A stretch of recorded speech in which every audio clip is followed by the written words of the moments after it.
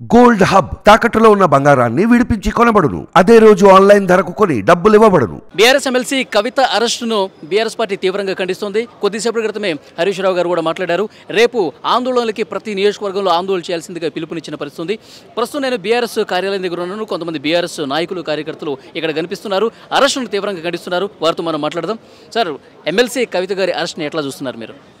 ఈరోజు అక్రమంగా కవితమ్మ గారిని అరెస్టు చేయడాన్ని యావత్ రాష్ట్ర ప్రజానీకం అంతా తీవ్రంగా ఖండిస్తున్నారు. రాజకీయ కుట్రలో భాగంగా అరెస్టు చేసిండ్రు. ఈరోజు రేపు ఎల్లుండి హాలిడే ఉన్న సందర్భంగా అరెస్టు చేసి ఇది ఇబ్బంది పెట్టడం అనేటటువంటిది రాజకీయ కుట్ర. ఈరోజు బీజేపీ కవితమ్మ గారు గతంలో బీజేపీ ప్రభుత్వం పైన, మహిళల హక్కుల పైన, మహిళల రిజర్వేషన్ల పైన ఢిల్లీలో పెద్ద ఎత్తున ఆందోళన చేసి బీజేపీ ప్రభుత్వం యొక్క దమన నీతిని ఎండగట్టినటువంటి పరిస్థితి ఉంది. అప్పటి నుంచి కుట్ర పన్నిండ్రు, అప్పటి నుంచి పన్నాగం పన్నిండ్రు. కరెక్ట్ అయిన టైంలో పార్లమెంట్ ఎలక్షన్స్ ఉన్న సందర్భంగా ఈరోజు రాజకీయ కక్షలో భాగంగా అరెస్టు చేయడం అనేటటువంటి చాలా దుర్మార్గం. దీన్ని తీవ్రంగా ఖండిస్తున్నాం. ఎవరు కూడా హర్షిస్తలేరు. ఈ బీజేపీ ద్వంద్వ వైఖరిని, ఈడీ, సిబిఐ వీళ్ళ దాడులతోటి ఈ రాజకీయ కుట్రలు చేయడం అనేటటువంటి తీవ్రంగా ఖండిస్తుంది. సరే, గతంలో కూడా చాలాసార్లు నోటీసులు ఇచ్చినప్పుడు విచారణకు సహకరించలేదు. ముందస్తుగా అనుకున్న కార్యక్రమాలు ఉన్నాయి కాబట్టి విచారణకు రాలేకపోతున్నాయని చెప్పారు. సో ఇక చేసేదేం లేక ఈడీ అధికారులు డైరెక్ట్గా ఇంటికి వచ్చి సోదాలు చేసి అరెస్ట్ చేశారంటున్నారు.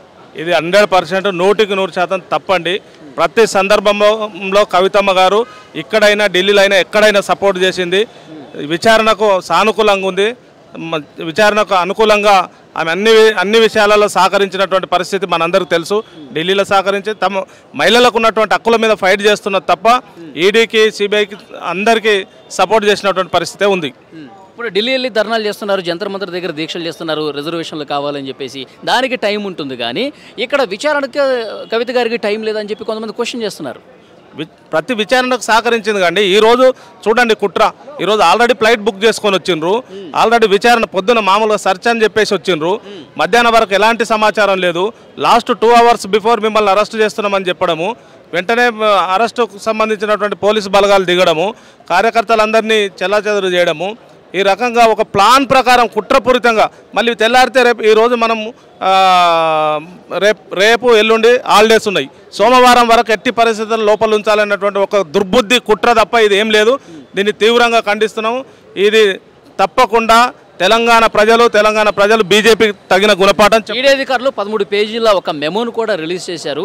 లిక్కర్ స్కామ్కి సంబంధించి కవిత గారి పాత్ర ఉంది. సౌత్ గ్రూప్గా ఏర్పడి 100 కోట్ల లావాదేవీలకు సంబంధించి మా దగ్గర పూర్తి స్థాయిలో ఆధారాలు ఉన్నాయి కాబట్టి ఇవాళ అరెస్ట్ చేశామని చెప్పేసి స్పష్టంగా ప్రకటన చేశారు. అదంతా తప్పుడండి. ఆల్రెడీ ఆమె డైరెక్ట్ ముద్దాయి కాదు, సాక్షిగా మాత్రమే పేరున్నది.